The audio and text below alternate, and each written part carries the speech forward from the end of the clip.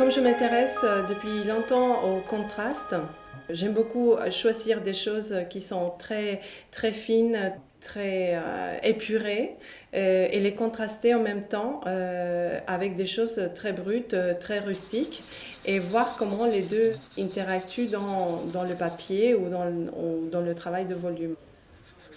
Donc, par exemple, pour les papiers, je récupère souvent des choses, des vieux blocs de papier que personne ne veut, ou après, je vais choisir dans les boutiques de beaux-arts les papiers les plus fins qui soient, ou des choses, ou des matières qui sont réflectantes.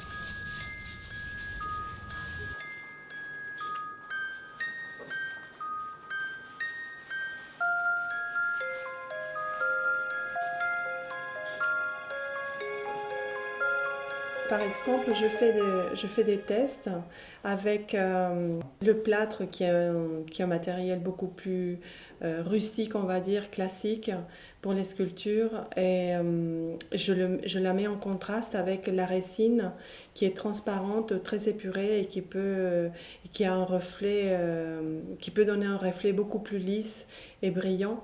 Donc je mets ces deux matières en contraste et ça me permet de concrétiser cette recherche, cette opposition de matière dans une pièce.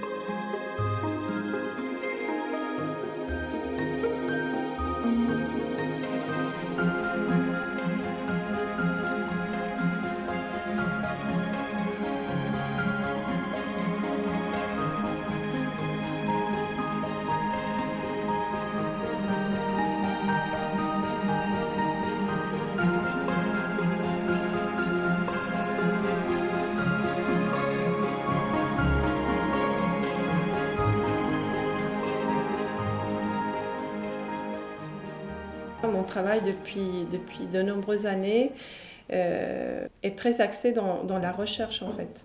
Donc je suis très curieuse de chercher de nouvelles matières. Mon intérêt est toujours de créer ce nouveau langage et pour cela je continue mes recherches en fait. Je ne sais pas où je vais.